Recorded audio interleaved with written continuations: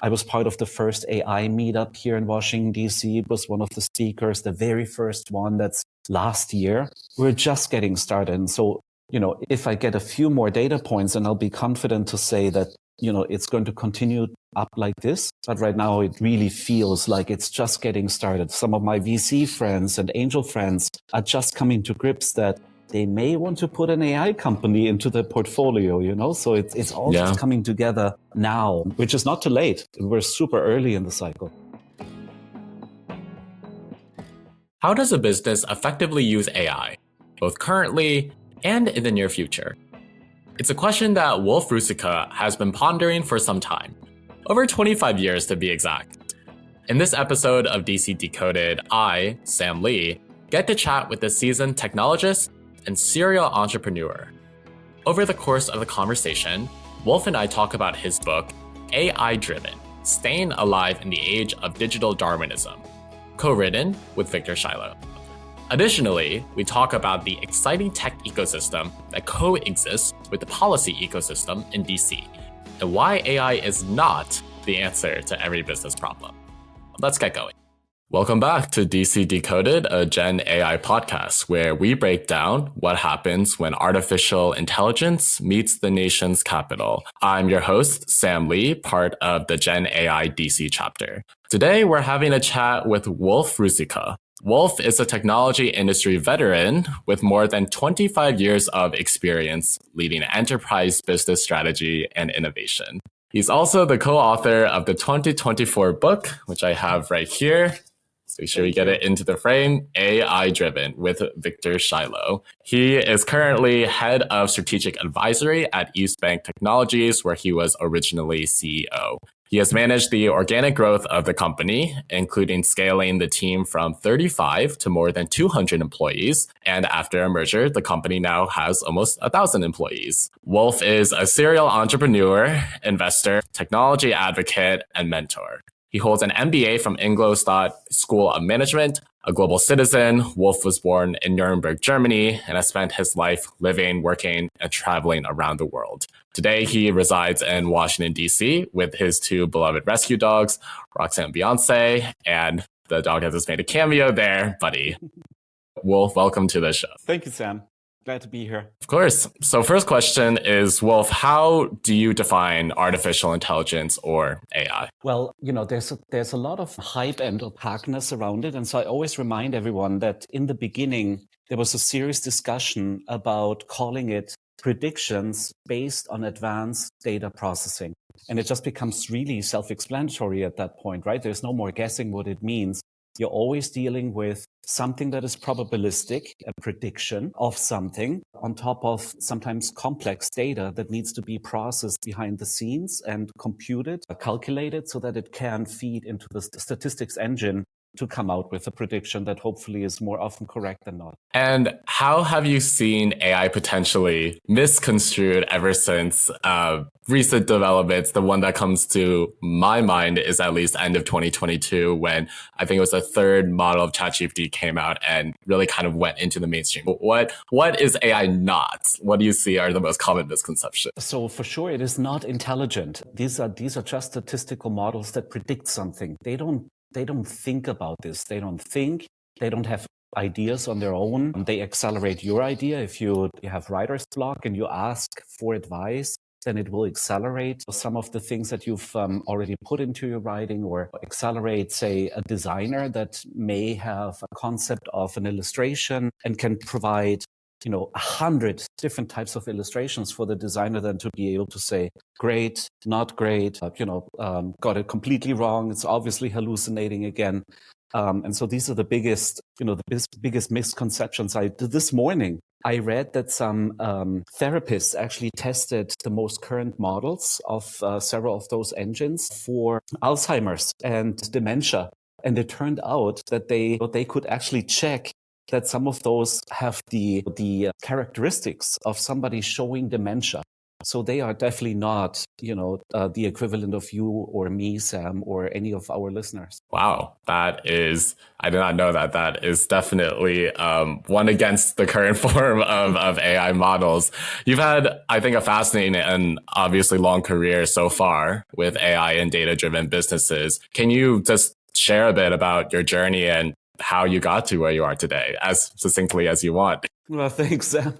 How much time do we have? At this point, I sit on 11 boards. I have 9 exits under my belt. I'm actively invested in 3 startup companies, and I have 2 rescue dogs. So that's the short version of, what happened to me so far in my life. I made the big mistake of studying business administration, because when you don't know what you want to do, then I guess you study business administration. Biggest waste of my time. Instead of the required 4 years, it took me 7 years to complete it because I just couldn't get over the fact that this is all common sense. Then lucky for me, just when I finished finally and got this MBA, the tech revolution had just started, the internet revolution. And I was stuck in Germany, where all we had really is SAP and a few others that pretend to be modern technology companies. And I do have friends at SAP, and they will forgive me. I know, Jason, thank you. But all the action was here in the United States. And so I literally walked out of the last test where the professor barely let me pass. Poster, we are, 100 people. We have 10 million in revenue. We will be tens of thousands of people. We'll have tens of billions in revenue. We happen to be in McLean, Virginia, outside of Washington, D.C. If you're interested, send us your resume. And I had just completed my resume in English for the Japanese government where I worked. So it was really easy. I just, shoot a dart into the dark.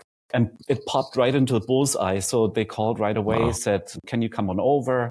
And that's when I started, 26 years ago. I started in technology and haven't left ever since. And so I was lucky that company, MicroStrategy, dealt with one of the 3 components that make up an AI. So the first component is mathematics, that we call models. The second one is compute, that we sometimes call, hyperscalers or whatever. And the third one is the food for an AI. It's data. And so this company, MicroStrategy, focused very much on what back then was called big data. And I wanted to write a blog post at one point saying that big data is big BS. But the marketing team didn't allow me to say this. So, but now I said it in front of you, and hopefully you won't censor me. Great. No, I work for a free speech group. We really try not to do that. Well, then let's write that blog post together. And so, big data back then was 3 terabytes, 15 terabytes in some kind of central data repository. And then at one point, something crazy happened, and Walmart breached the magical barrier of having 100 terabytes. And we went to Bentonville. We crawled through the data center, and we're like, oh my God, that's what 100 terabytes looks like. It was unfathomable to us at the time. And so one of the last projects that we did is 25 petabytes or 52 petabytes. I always forget.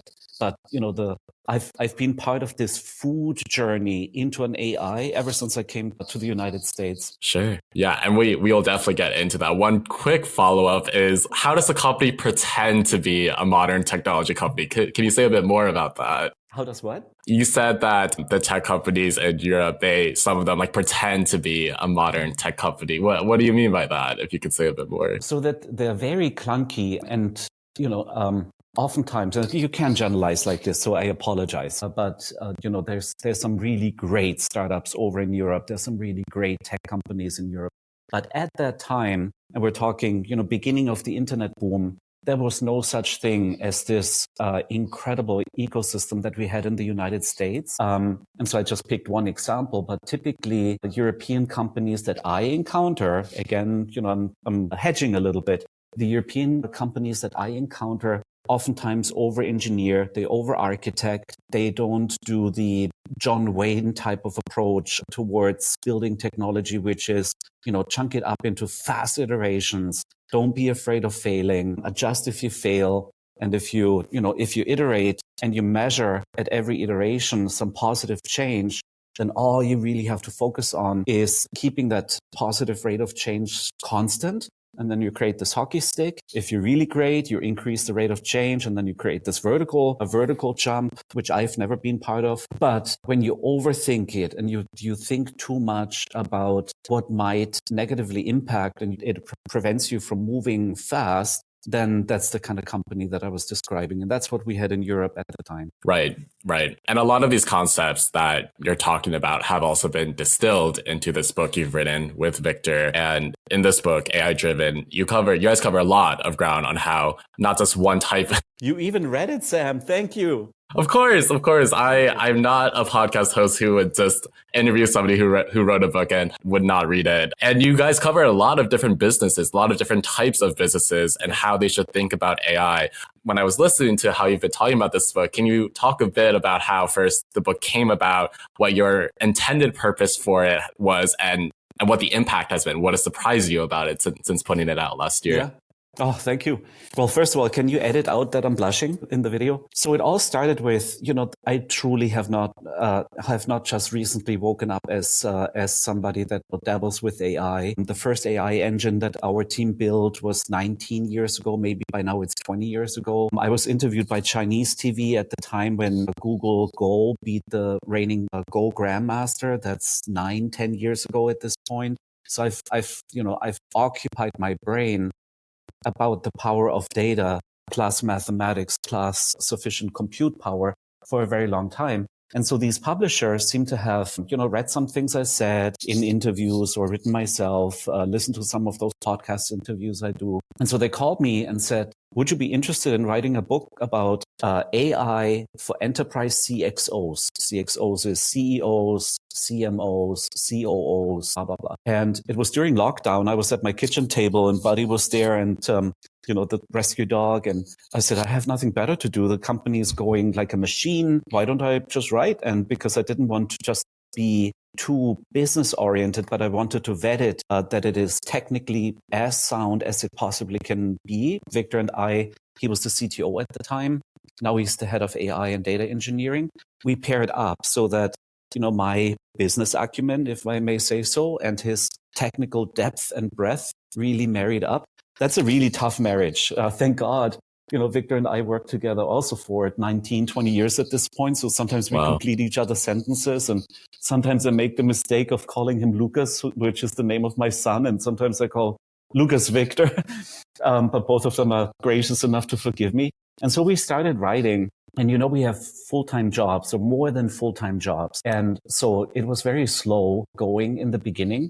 But then when OpenAI came up with this incredible idea to put one application on top of their generative AI engine, if you will, a chat interface, and everyone became aware of it to a degree that my mom even now asks me what this is. Yeah. That's when we said, okay, now we've really got to push this one out. First, we double checked, does this change anything of how we think about it?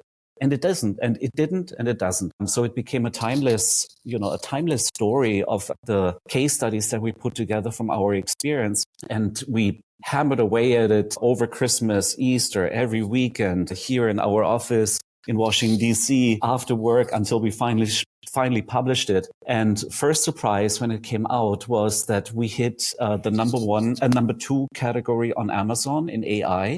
And number 1 in the compute category on Amazon. And sorry, Barnes & Noble, that's just where I looked. And so that floored me first. And then the second thing that floored me completely was that one of the top 5 companies in one of the industries in the United States, I can't give it away, the CIO reached out on LinkedIn and said, so I listened to one of your podcasts. I saw that you wrote a book. I read the book. I want chapter 1. Can I get chapter 1 for my book, which is AI-driven digital transformation, how to prepare for AI? The following 4 chapters are simple AI, more complex to nirvana, step by step. Floored me because that's obviously a very exciting project for my team. It obviously will get my CFO really excited. The third thing that surprised me that I really didn't expect is that, again, somebody reached out.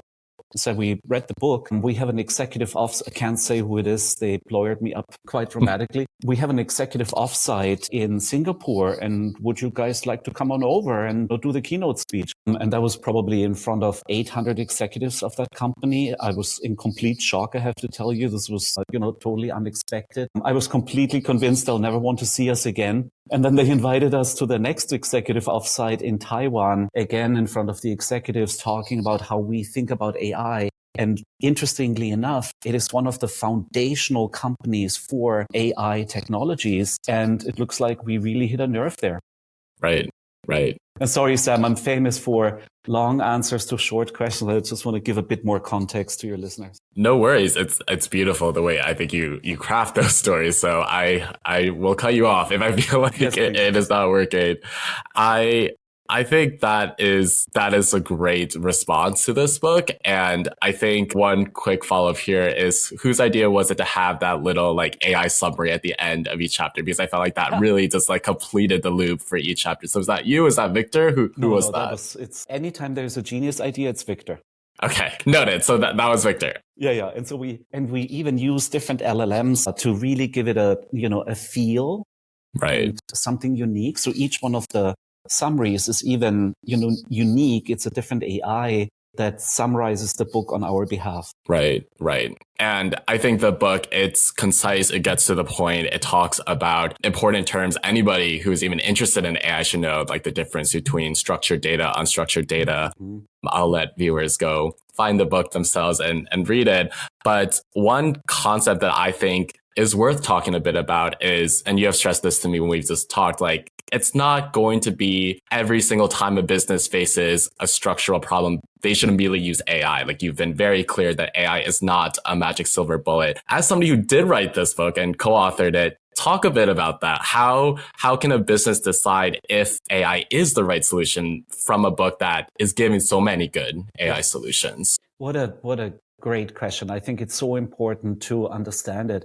And so the background, first of all, is AI is not, there's this saying, when all you have is a hammer, everything looks like a nail. But AI, and there's different flavors of AI. So that's why thank you for asking me to define it. When predictions are a necessity for solving a certain problem, then one of the flavors of AI is most likely a great hammer for that nail. But the other day in a company, with 5,000 people, it's a financial company, pretty large, and they wanted to use generative AI to fix a broken process. Now, a business process is typically a deterministic, flow. You can predict when task number 1 is done, it should go to number 2, and then it should go to number 3 and 4 in parallel, come together in step number 6, and so on. So this is quite basic, mathematics. And the process was broken. So it may have routed, the completion of task number 1 to task number 3,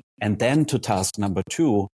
And so they wanted to use generative AI to fix that broken process instead of just fixing the broken process, right? So why is this important? It could have fixed it, but Gen AI particularly is not a cheap technology, even though what we heard from DeepSeek, which may or may not be true. And even if it is not as cheap as proper deterministic technology. And I'll give you an example. I know this from all the hyperscalers, and it may even be public knowledge. If they just added generative AI to 5% of their existing workflows in Microsoft Azure, Google Cloud, let's be nice and say Oracle Cloud, and then they would have to double the number of global data centers just with 5% workloads. And so imagine if we overdid the Gen AI usage incorrectly for tasks or processes that don't deserve generative AI. The ROI is just immediately gets evaporated. Right. And so on average, when I talk to these executive leadership outings and board meetings and things like that, and they present me with potential use cases that they had been thinking about, on average, I eliminate 75% of them. There are easier ways to solve them, but a quarter of them are extremely powerful to be solved by generative AI.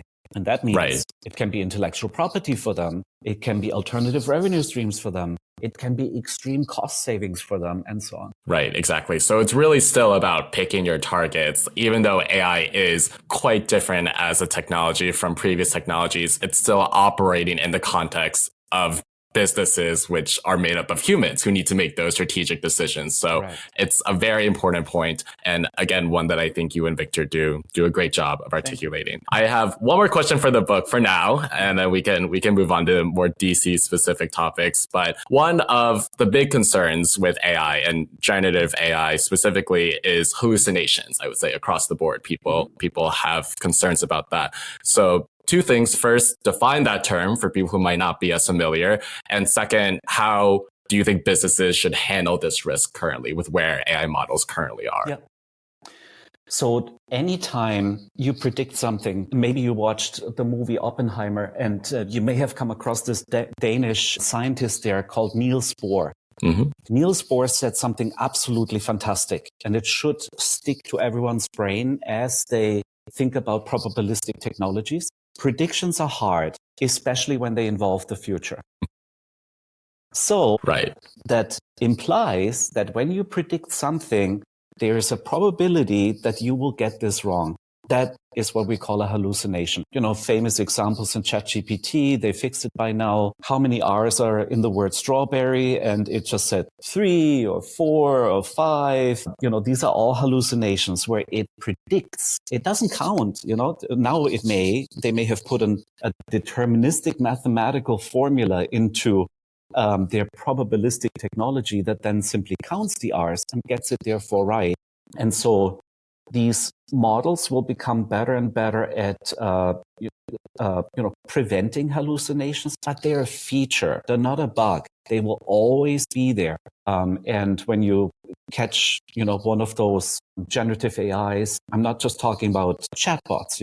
I'm really talking about the underlying platform on top of which chat is just one application. I think it's another important part to keep in mind that there's multiple applications where the real money is for companies and for engineers to think through what other types of applications on top might be worthwhile exploring. That's really where I think the next startup ecosystem should focus. And so these generative AI platforms underneath it are probabilistic and will therefore get something wrong. It's just the nature of the beast. And so when you come at them from left field, just like the Indian Prime Minister just the other day highlighted, ask any of them today, maybe they'll fix it, to generate images of left-handed writers that hold the pen in the left hand.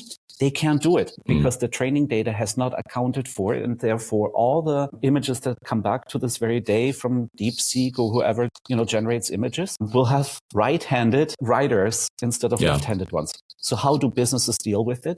It's Victor wrote a really fantastic post for Forbes the other day where he's pointing towards, and we don't know, but he's pointing towards the next generation after RAG architectures. And RAG architectures are retrieval augmented generation architectures that take into account what the business, so let's stay in the enterprise, what the business's data can verify as correct to prevent the hallucination from emerging. It's not a 100% correct, method, but it helps enterprises more often than not in most of the cases to make sure that the hallucinations don't completely go bonkers and take the context of the organization in mind. Right. Let's move on to the state of AI in DC. So we both live in DC right now, and there's a lot happening in regards to not just AI policy, but AI in general. What are key developments you're tracking in terms of AI in DC? So it's not unusual in comparison to the other hotbeds, but we have a benefit here. So first of all, we're a very large metropolitan area. 10% of the GDP of the United States is generated here outside of the federal government, not taking the federal government into account. So we have a huge business community here. And then we have the federal government, and then we have all these nonprofits, and then we have the lawmakers here.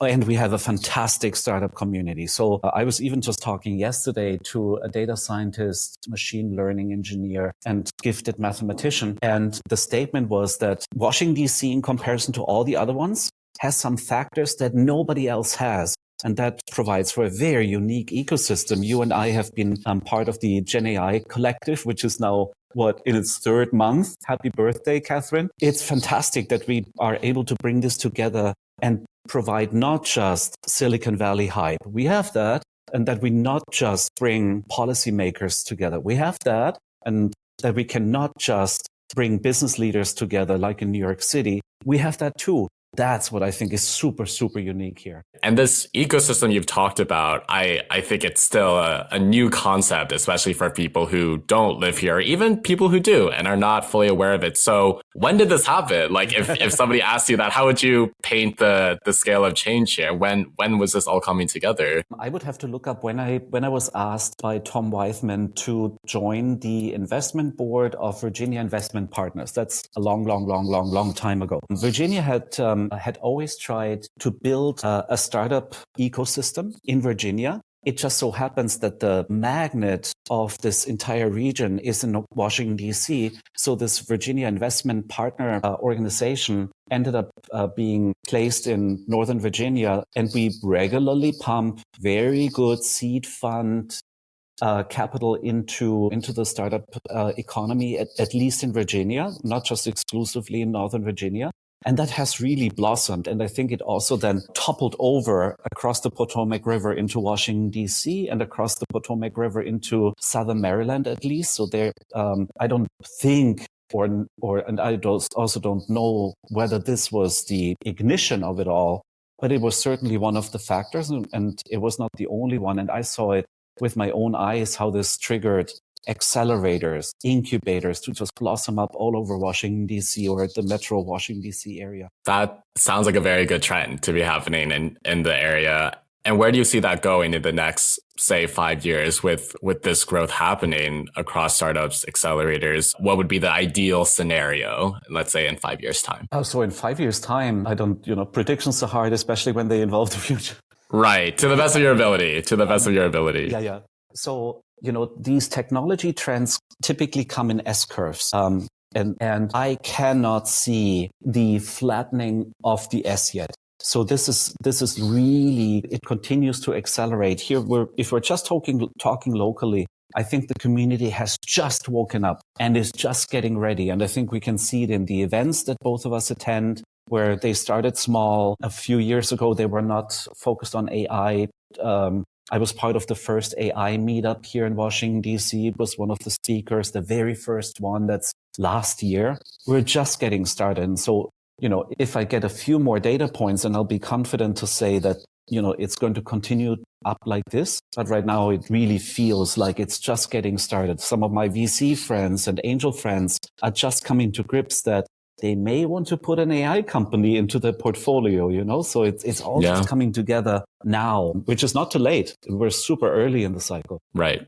Let's talk about policy for a second. It seems that our lawmakers are usually behind the curve when talking about not just AI, but technology in general. I think especially among younger generations growing up in the age where you could see congressional hearings as clips on TikTok or Instagram, you routinely see these quite old lawmakers asking quite inane questions towards tech CEOs. This is a concept. This is not targeting anybody or any specific age. But with that perception, I think that policymakers have not shaken off yet. What is the most important misconception about AI and the way to go about AI policy that you think policymakers need to correct or refine their understanding of? How can they get better at understanding what policies would be best for AI growth in the US? Well, I was lucky that I hosted the Summer of AI in DC end of last year. So I was lucky that some people from the White House, some people from Congress showed up. And so the good news is they were super curious. They were not just coming into the room with, looking for the best possible objection, but really open-minded. So that's very encouraging. And then at the same time, I think they have to insert themselves into the community. Don't do it in isolation. Talk with people like you, with Catherine, with me, with the others in the Gen AI community. We have so many AI companies here or data companies here in Washington, D.C. Get out onto the street, talk with Matt at Appian, talk with Mike Saylor at MicroStrategy, talk to, Sid Banerjee or others that have been working in this probabilistic technology field for a very long time. We all have gray hair at this point, and learn from us. It doesn't mean that, you have to then follow what we say, because we don't know I don't know how to, create a good policy, but at least educate yourself, not in isolation, but in conversations with people like you and me. And then always remember that AI, as I said it before, is composed, if you're abstract enough, an AI is composed of three components. It's compute power, it's the laws of mathematics, and it's data. So what do you want to regulate? Do you want to regulate the laws of mathematics? That makes no sense to me, right? Do you want to regulate the speed at which computers can process data?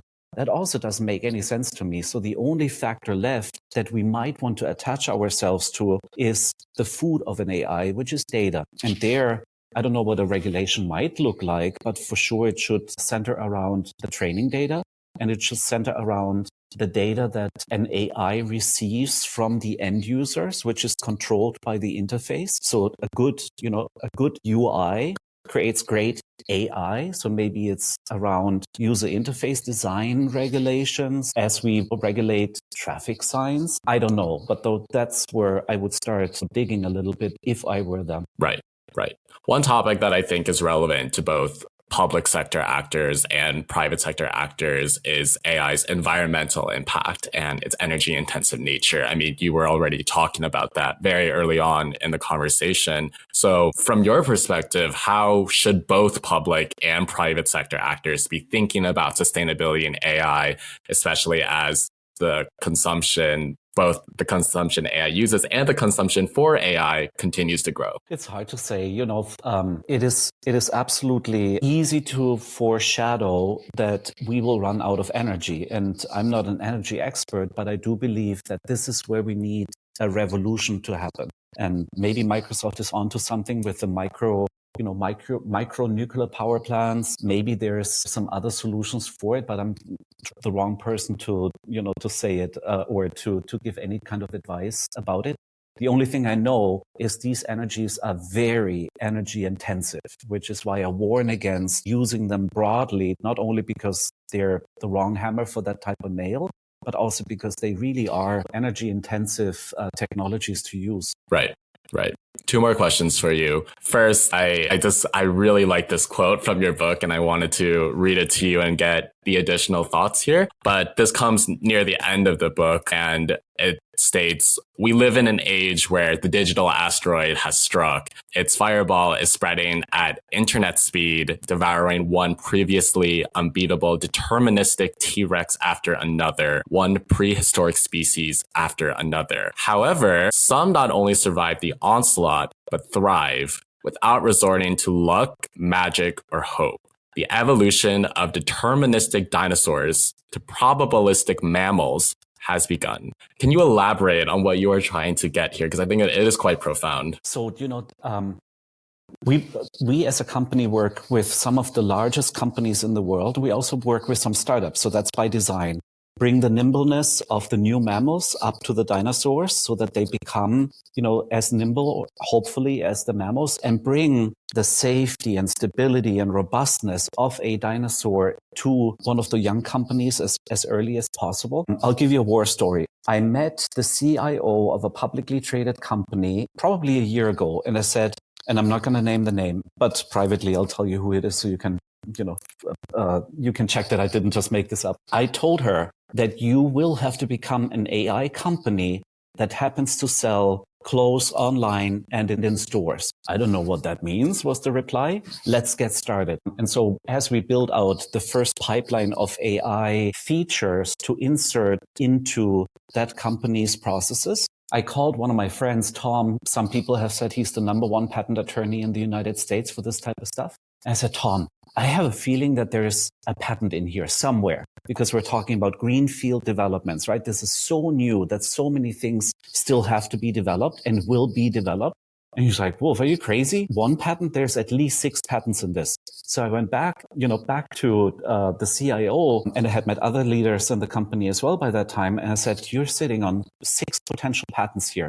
So what does that then mean? It means that either you have a competitive moat, meaning that somebody in your industry will have to license this software or this capability from you at $1 million a year, $10 million a year, I don't know. but that's an alternative revenue stream that you didn't have before, that you wouldn't have been able to get to. Or you can just hoard it and use it as a defense mechanism so that nobody can reach that level of AI capability as you will reach. And she said, you know what? Now I know what you mean by I have to really start becoming an AI company that happens to sell stores online, clothes online and in stores. This is true for every one of those companies, every one of them.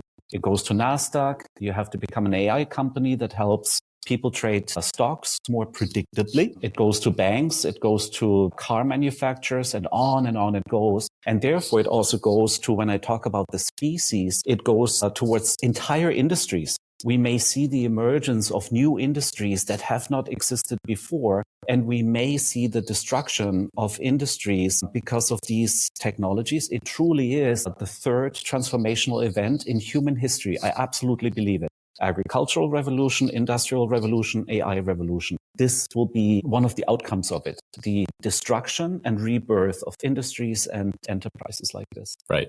The last question we normally ask is what you think makes the developments around AI in DC unique compared to other places, but you've pretty much answered that. So we're not going to ask you that. And for listeners, please just go back 10 minutes and listen to Wolf's answer if you're curious or missed it. So instead, in lieu of that, I will ask, and on the theme of our predictions, not really knowing if they'll be true or not, what is your boldest prediction for AI in 2025? Well, it's been said before, and I do believe it, that, we will, and also, first of all, what most of the companies, most of the organizations, most of the governments, you name it, are struggling with is how do you go from experiments around traditional AI and generative AI, AI on top of structured data, AI on top of unstructured data?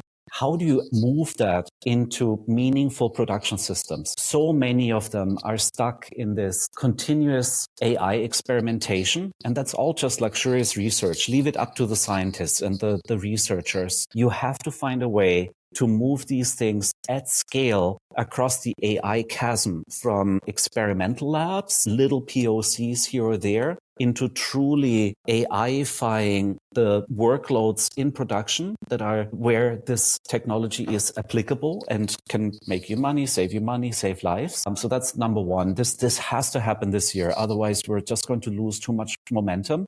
So we're actively working on that as a company. We try to find these organizations that are paralyzed by too much analysis and just get going, not AI by PowerPoint, but AI in front of real users at scale. This has to happen. It is starting to happen, at least in my little world. And then we will see for sure, I'm not the first one to say it, the emergence of agentic systems that, combine the capabilities into something more independent, which I think is extremely exciting because it will free up humans from having to do the mundane things that we still to this very day do too much of. And I do hope that we will see many more killer apps, not just a chatbot on top of a generative AI engine, but many, many other apps. And so Victor and I, when we do our executive TED Talk, we show what we call the Superman slide.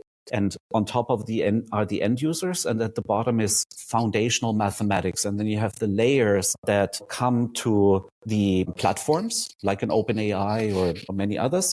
But then there's this gap between the platforms and the actual end consumers. And that's where we still have very few applications and AI systems. And we need an extreme focus on this. And I think we have that focus now, at least based on the comments that I hear from our DC-based, Gen AI community. There's a lot of ideas in that layer where most of the money is yet to be made. Right. Let me plug your book one more time for listeners and watchers. It's AI Driven by Wolf Ruzicka and Victor Shiloh. Wolf, thank you again for coming on the show. And this was great. It was great to learn a bit more about you, the book, your thoughts on AI in DC, and just thanks again for your time. Of course. Thank you, Sam. That's a wrap for this episode of DC Decoded. I want to thank Wolf again for his time. If you enjoyed this conversation, make sure to subscribe to DC Decoded on your favorite podcast platform, whether that's Spotify, Apple Podcasts, or YouTube. And if you found this discussion valuable, we'd love it if you left a rating or a review. It really helps others discover our show. For more on the DC chapter of the Gen AI Collective, upcoming events, and ways to get involved, check out the links in the show description. If you're interested in collaborating, sponsoring, or just learning more, don't hesitate to reach out via the information in the show description. Thanks for tuning in. We'll see you in 2 Wednesdays for the next episode.